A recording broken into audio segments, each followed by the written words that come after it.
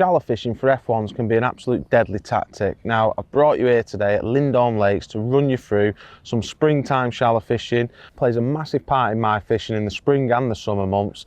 At the moment we're in spring, so we might tailor our approach a little bit different by fishing a little bit deeper, and that's just because the water's clearer. But as the weather warms up, the fish will feed more and more aggressively and come even higher up in the water. So today I'm going to run you through the rigs, the bait, everything you need to know about shallow fishing.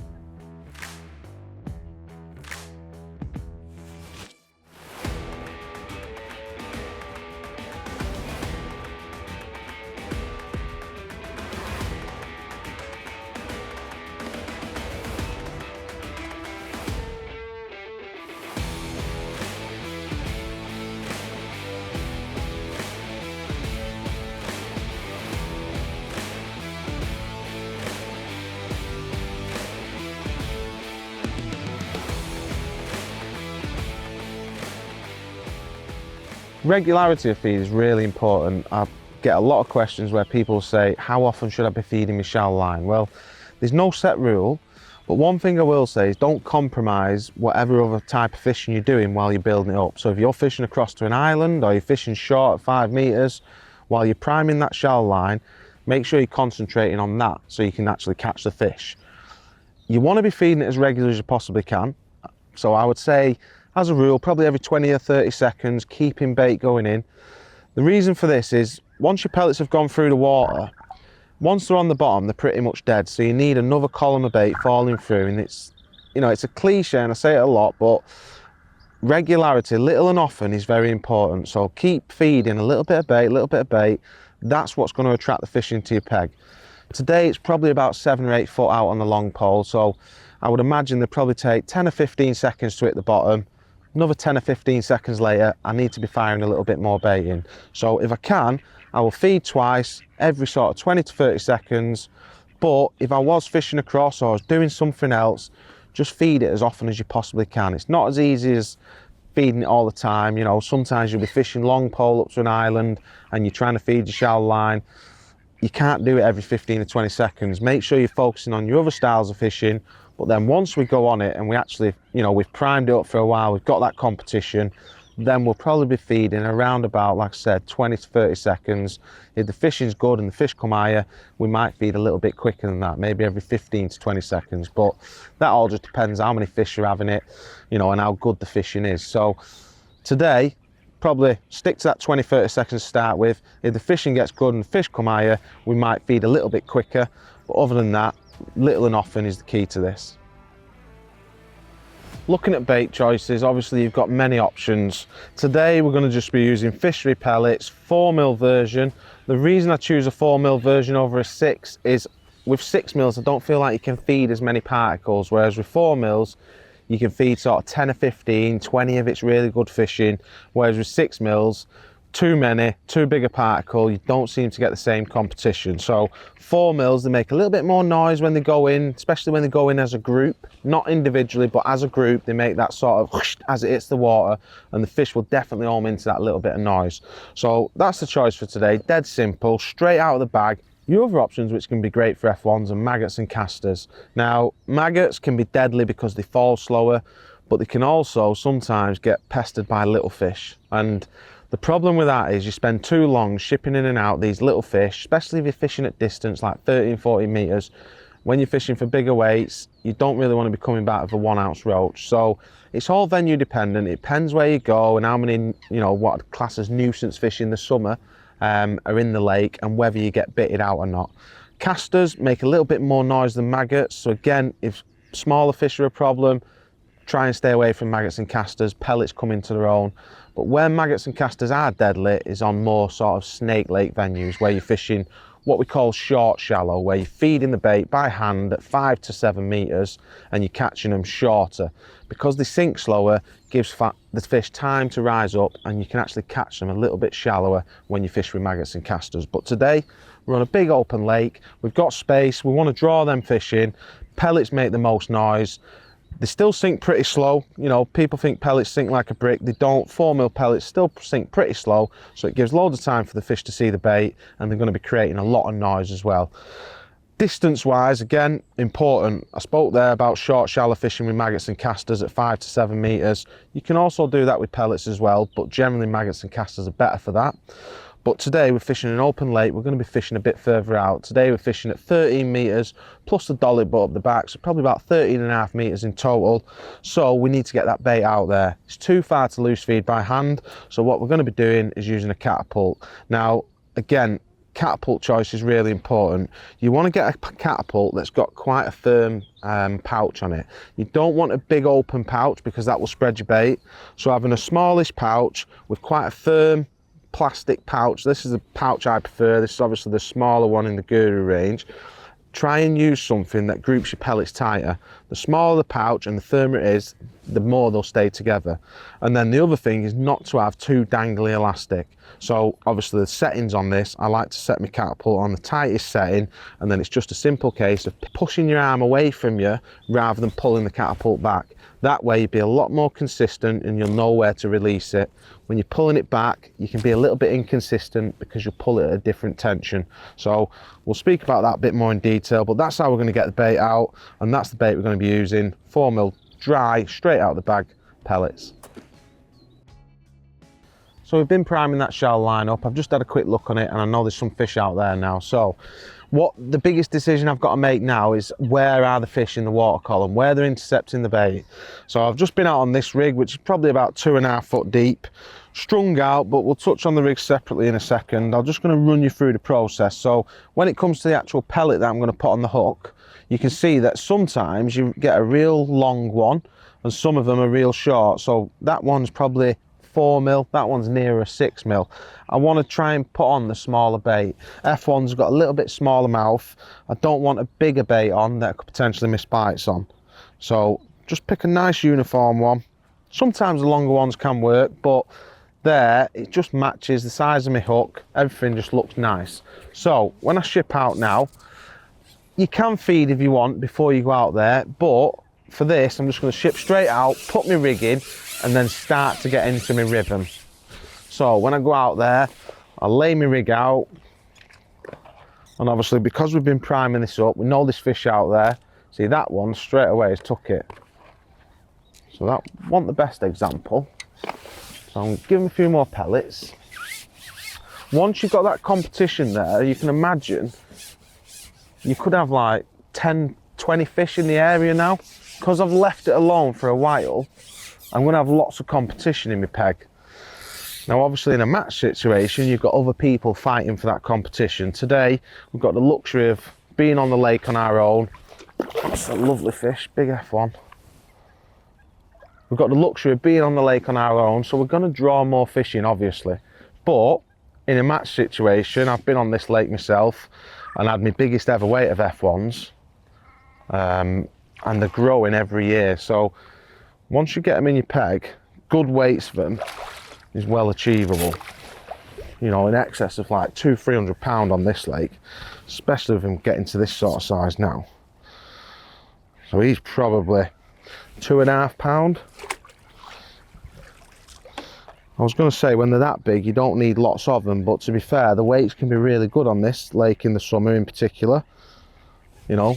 So it's just about being nice and smooth and efficient. To catch them big weights, you're not necessarily rushing, you're trying to fish where the fish feel comfortable as well. If I fish too short, like 4 or 5 years ago on this particular lake, you used to catch them at this sort of distance, and when the water's more coloured and it warms up, again they might come there, but this time of the year the water's still a little bit clear. Fishing a little bit further out just means that they're not as spooky. So go out this time, lay that rig in. It's gone again, it's absolutely solid there now, but that's all down to priming the peg up. I promise you it weren't this good before when I started. So both them fish have took it on the drop, and one thing that I've done to try and make my rig even better is string my shot out.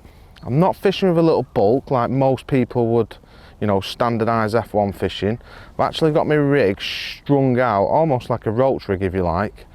Again, reason being, because the water's clear, the pellets are very visual for the fish. they can see the pellet, I don't know, probably 2 to 3 foot away from them. So trying to give the fish that little bit extra time to see the pellet means that you will get more bites because of it. So again, it's perfectly hooked in the top lip. Not as big that time, but still probably a pound, pound and a half. So at the moment, everything's fine. Obviously, I've gone in and I've caught 2 fish literally on the drop. If I had a bulk down rig, sometimes what can happen is your bait gets dragged down too quickly and you actually end up missing more bites. So there, I missed a bite that time, just drop that rig back in.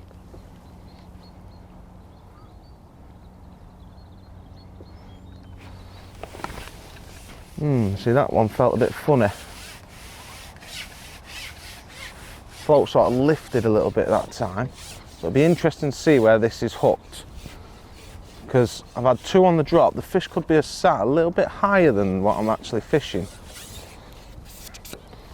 The last 2 have been perfect in the top lip, so they definitely took it on the drop, whereas this one, it was a little bit of a funny indication.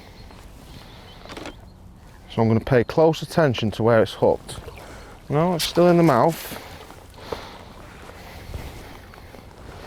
Still in the top lip as well. Now if that was in the bottom lip, it might have been that the fish has took that bait as it's coming up higher. So if that's the case, what I would do is either shallow up a couple of inches or I'd pick my next rig up. So I've had quite a few bites on that. Just for demonstration, I'm going to actually go to my next rig. So that rig's probably 2.5 foot deep. I'm going to pick my other rig up, which is 6 inches shallower, same float and everything, and just to see if we get bites on this rig. If we don't get bites on this rig, then I know I'm fishing too shallow. And as long as I keep my feeding regular, like shallow fishing is pretty simple once you get into the swing of it. So again, I'm just going to flip my rig slightly past, loose feed some bait. See, that one just took it again, probably just before it settled. Now if this continues to happen, what means is the competition's getting higher and higher and the fish are coming higher and higher. If I stop catching, then I've got to go back to my deeper rig because they've obviously dropped down.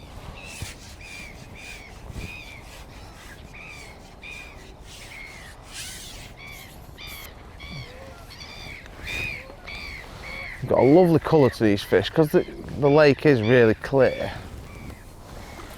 and it's not a lake that does colour up like chocolate, to be fair, any time of the year.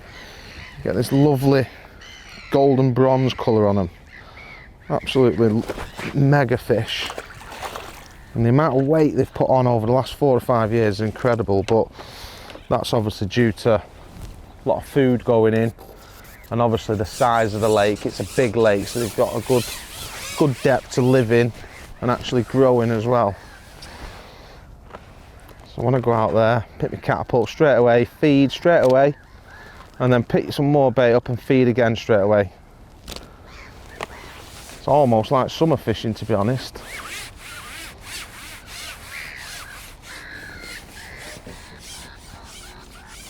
See that one, I just lost that one.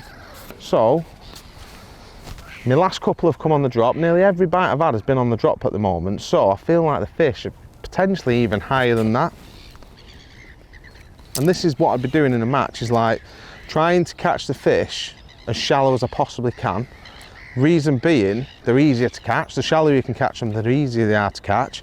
And also, you don't want to be pricking fish like that and losing an odd un.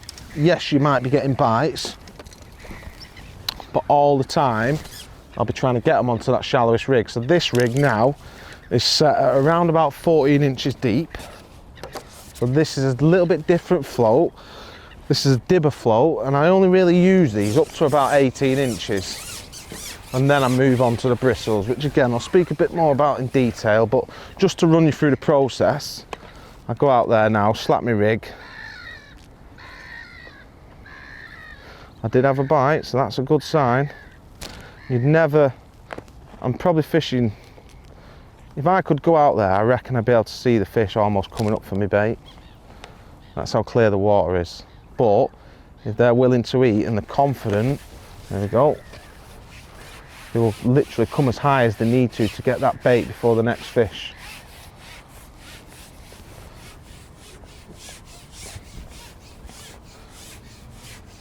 When you get them on this really shallow rig, that's when obviously you can do some real damage. The shallower you can catch them, generally the bigger they are and the easier they are to catch as well as.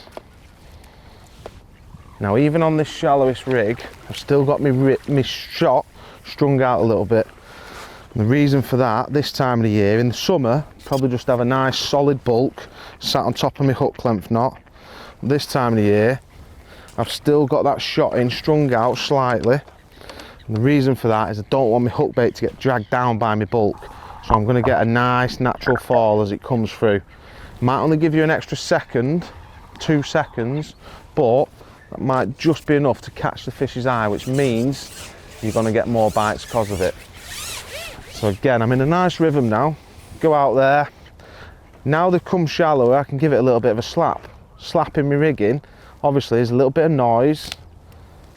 It can work for and against you. That time it worked for me, I got a bite from it.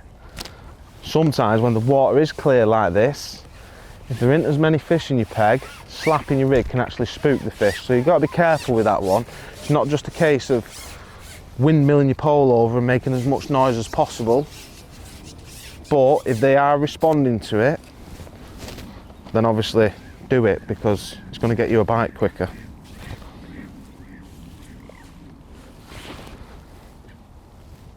So as long as I keep my regularity of my feed up now, the only thing that will change is the amount of fish that's in my peg.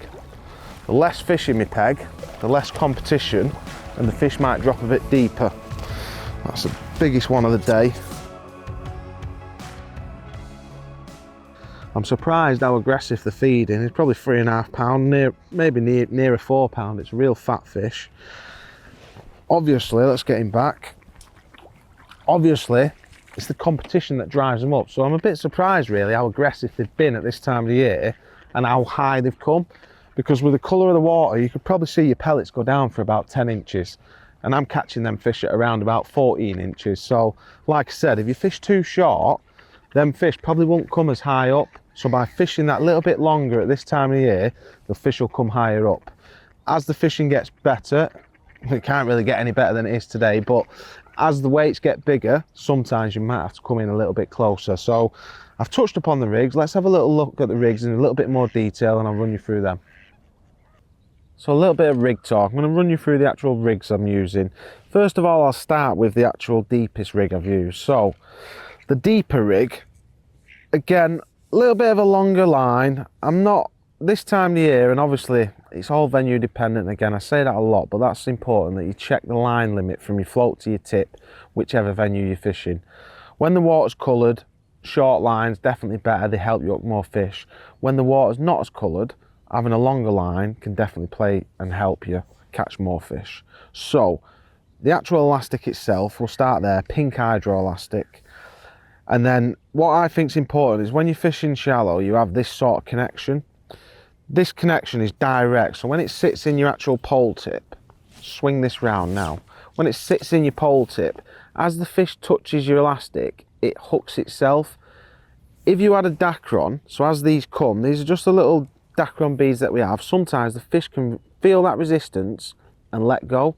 Whereas if you have it reversed round, so the opposite way round, and get rid of the dacron, it's great for shallow fishing. If you're fishing on the bottom, doesn't matter as much, but I use this for all my connections, and I think that's ultra important when you're fishing shallow for F1s, is you want a direct contact as possible so that you can set that hook and almost get the fish to hook themselves.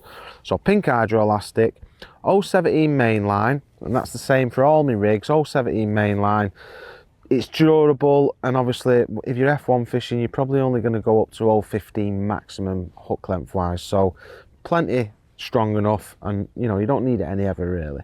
Coming down, I've got a little back shot, and that's just about 2 to 3 inches away from the float.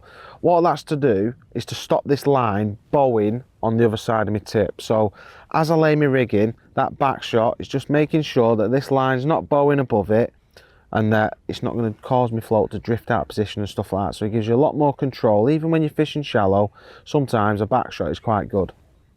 And then the float itself, 0.15 gram AR float, which is a carbon stem float, and it's got a nice little hollow bristle on there, so it's visual, and obviously it's not too fine as well. Coming down the actual rig, the shotting pattern is just a strung out pattern. So in the bottom half of my rig, I've got 3 number 10s there, and they're just strung out enough just to give me a nice little arc as my pellet's falling through. When it gets really warm, again, I could bulk that all down, so that would be my second option. When the fishing's really good, bulk it down and your bait will fall a little bit quicker. The reason I've got it strung out now is I don't want my bait to get dragged down by a bulk. So I'm just giving it a nice slow fall, and my last shot is about, I've got a 3-inch hook length on here, so my last shot is probably about 5 inches away from my hook. Again, I don't want it dragging it down. That's why I've got my shot a little bit further away. And then to finish that off, got 0.13 engage, 3 inches as I just said, 16's SLWG, and then a little bait band just on the end of it, just to attach my 4mm pellet. So that's my first rig, that's my deeper rig. My second rig then, that's probably set around about 2.5 foot deep. I've got another one for around about 2 foot deep. Again, the same float, but this time a little bit lighter, so 0.1 gram. And this one will take a little bit less shot. Again, I don't want too heavy a float, because if I start fishing this deep and it's too heavy, I have too much shot on my line, again, it's going to drag my hook bait down. So this one only takes 2 number 10s. Pink hydro elastic again, 0.17 main line, same back shot that I just spoke about. And then 2 shots just evenly spread throughout the rig, just so that when that float's going in, again, I just get a natural fall like that. And then the hook and the hook length is exactly the same, 16's SLWG, bait band, 3-inch hook length. And the reason I fish a 3-inch hook length is because if the fishing does get really good, like I said, I can just pull them down and just have a solid bulk on top. So that would be my second option if the fishing was really good. But water's still a little bit clear. I like sometimes just to string it out like that for a slow fall. And then the final float and rig, a little bit different. So this is a dibber version. Orange hydro as well, so the elastic's a little bit different, a little bit stronger. If they come on this rig, they're generally some bigger fish, but it's normally pretty good fishing as well. So a little bit heavier, just so that I can catch them, get them in a little bit quicker. So I'll step my elastic up for that. Orange hydro elastic, 0.17 main line. Again, back shot, just to control this line here to make sure that the float's not drifting. The float itself is a carbon cookie. They're not actually out yet, but they're going to be out, hopefully ready for summer. It's a carbon version of the cookie. So we have the cookie for carp fishing with a little wire stem. This is a carbon version, more suited to F1 fishing. Again, gone for carbon just because it doesn't want to cock too quickly, which means that you can get a slower fall if you want. Shotting for this, I've got 1 number 13 just underneath the float, and then I've got 2 number 10s down the line.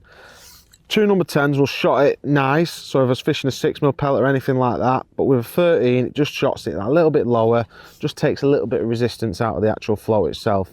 Dibbers are always quite thick at the top, but probably don't matter that much when you're shallow fishing. But if you're fishing with bigger baits and you wanted to use this style of float, so i.e. a 6mm pellet, you'd probably just whip that shot off there and it'd just dot it down nice. And then again, my last shot is about 4 or 5 inches away, a little bit deeper this, but what you'll notice here again, I could have that bulk right down, and in the summer months when the fishing's great, I will do exactly that. This time of the year though, I'll just string them out and I'll have them so they're just evenly spread like that.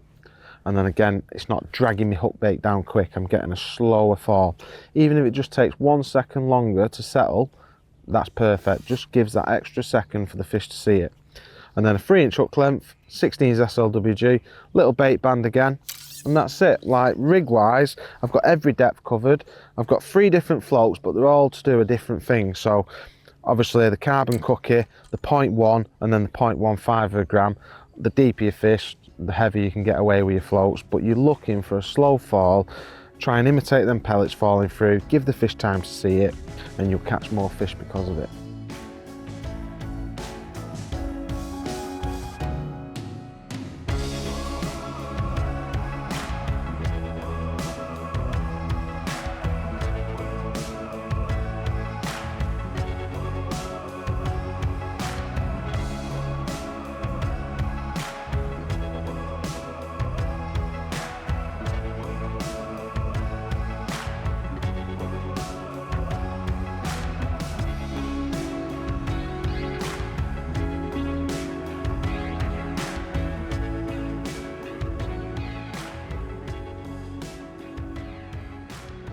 So once you get into a rhythm, you start catching really well. There is a few little things that can try and generate you a few quicker bites. So you've got three options really. You can slap your rig, you can tap the water, which is actually banned here at Lindholme, but some fisheries do allow it, and you can lift and drop your rig. So first of all, I'm going to talk to you about slapping. Slapping is basically where you turn your pole over and you slap your rig on the water to imitate noise and try and draw the fish to that little noise on the water like that, and then hopefully it generates a bite. There we go, got a bite from it. So just see if I can actually catch one without feeding. There we go. So you can see there, even without any feed, because the fish are lingering in that area now, I've slapped it in. The only pellet there is then my hook bait. Now, if you do get a fish like that, it's a great way of sort of starting your cast, if you like. So when I go out, I always slap my rig, and then if I get one, great, bonus. If not, then I will continue to feed and get into that rhythm. So I'm just going to fire a few pellets out while I'm doing that. You've got to keep feeding. You can't just get preoccupied with slapping, because slapping won't hold the fish in your peg. It's the feeding that'll hold the fish in your peg. So again, them short kits working well, just bringing them fish within range just to make netting that little bit easier. So that basically is what slapping's about. I'm just going to run you through the actual technique of slapping and what you should be looking for. So when I go out there, I'm just going to stick a fresh pellet on. So when I go out there, what I'm looking for is, as I slap my rig, you're trying to get the fish, if you can, to sort of pull your elastic out and hook themselves, especially in the summer months when they're more aggressive, or not just the summer months, any time of the year when they're feeding a little bit aggressive, even like today, they will attack your bait and pull your hook, pull your elastic out and they'll hook themselves. So when I go out there now, as I go out, I slap my rig, and obviously you'll see the length of line, again, which we'll touch upon with rigs before, and we talked about the length of line. As I go out there, as I slap my rig, I'm trying to keep that line from being bowing or anything like that. I'm trying to keep it not tight so that I'm moving my float, but pick up the slack that's between your float tip and your pole tip. Sorry, between your float and your pole tip. So as I go out there, I slap my rig, and then I'm concentrating on keeping that pole tip in the right position. So there we go. When you've only got like an inch of slack, the fish then will hook itself. If you've too much slack in your line, you tend to miss more bites. So that's really important. And obviously slapping, like there, as shown twice, as the fish are waiting for the bait, keep them happy, keep them feeding, but use that slapping just to generate a few extra bites. But also, just be wary on bright sunny days, or when the water is clear, like the water's clear today, but slapping's still working. Sometimes on bright sunny days, slapping can actually put the fish off because they back away from it, they spooks from it. So if it's not working, don't keep doing it. If it is working, obviously do it more.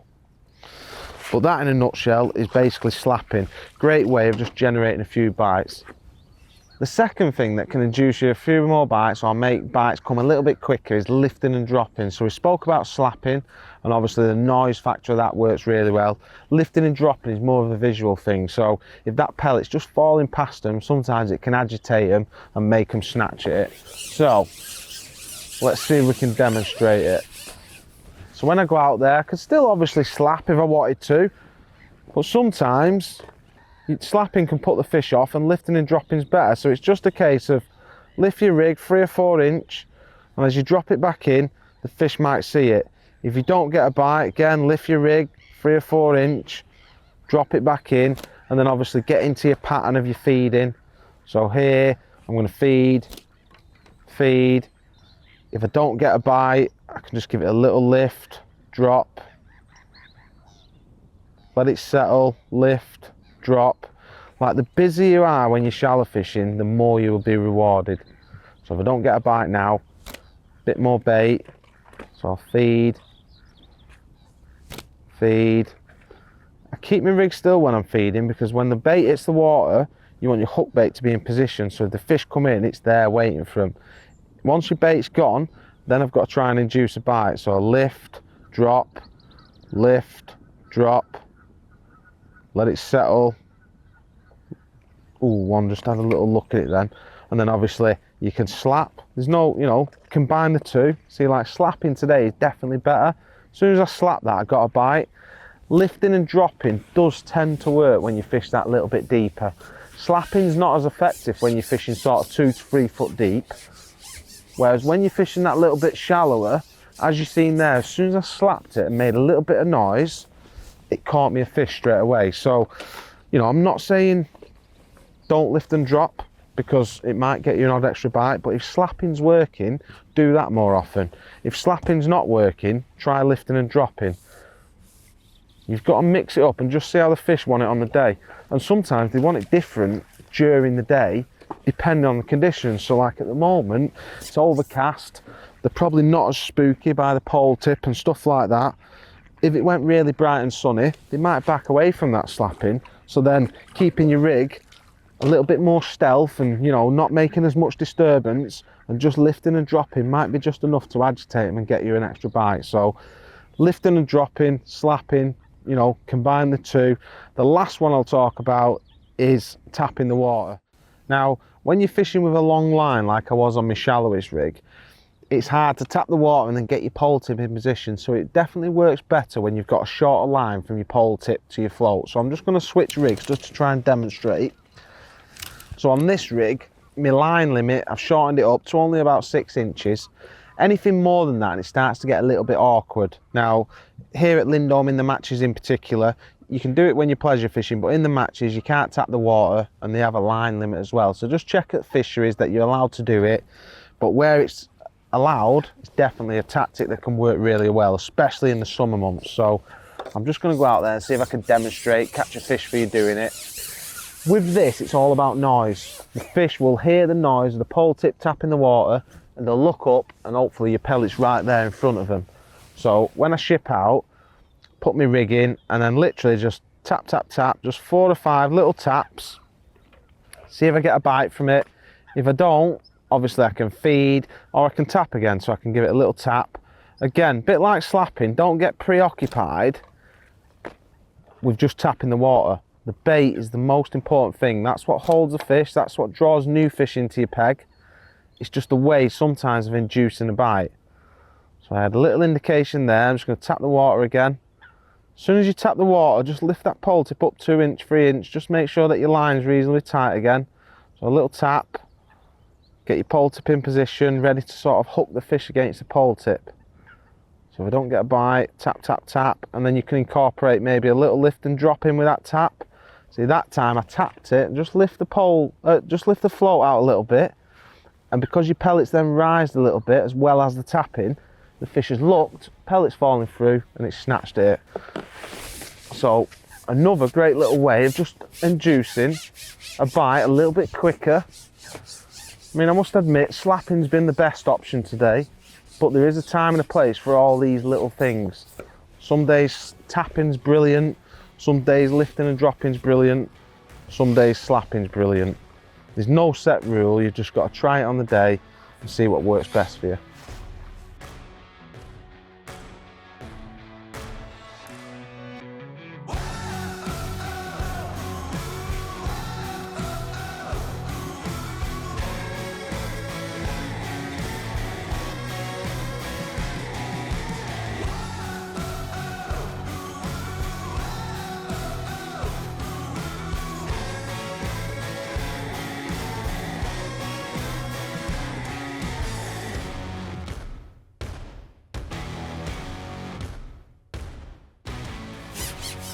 One thing you'll notice when I'm fishing shallow as well, like this, I always use an F1 kit.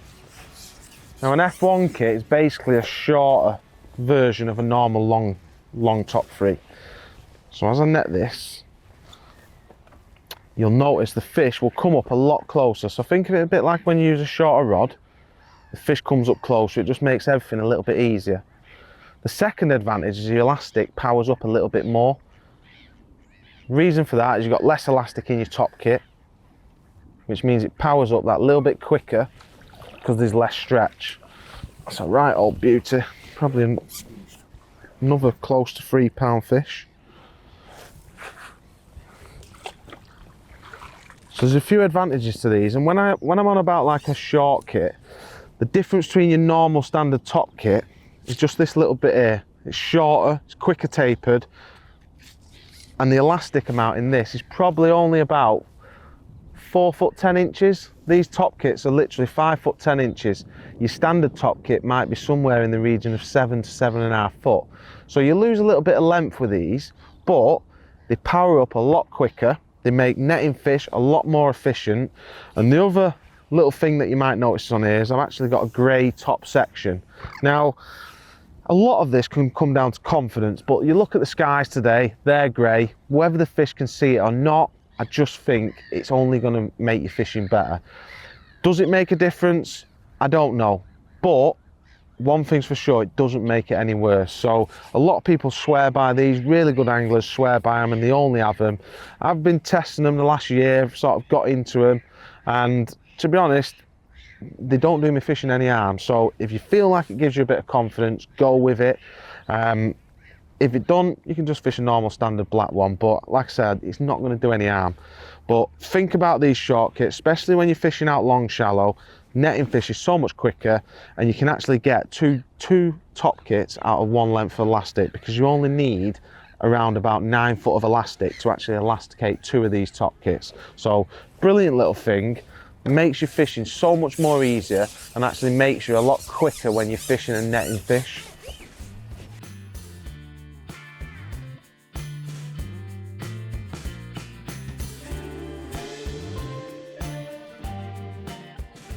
Efficiency is a real vital part when fishing shallow. You've got to make sure that you simplify everything. You don't want a massive over-cluttered station where you're trying to fish from.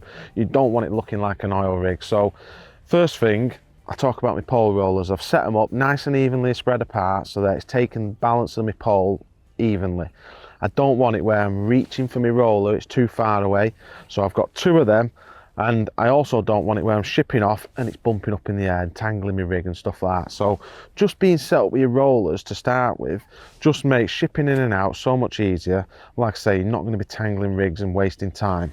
And then obviously having a sock so that when it's windy, I can just tuck it in my sock. I don't have to worry then about my pole blowing over there and me having to go and grab it and stuff like that. And then just have stuff to hand, so like your top kits, they're all behind me ready to go. If I want to change rigs, just in case, put that down, pick the next one up. Landing net handle, again, I'm fishing with the F1 handle today. Normally I would fish with a 4 metre F1’s, but I don't need 4 metres. I'm only fishing, you know, I'm fishing a short kit, the fish are going to come up close. I only really need 2.7 metres is plenty. It's lightweight, it's easy when you're catching lots of fish. Catapult to hand, just, you can see it looks very simple where I'm fishing from, but it's because I've decluttered everything. So being efficient, making sure that everything's just to hand and set up correctly, taking that little bit more time at the start of the day will definitely put you more fish on the bank. So have a good think about that. Efficiency is key when you're trying to build big weight shallow.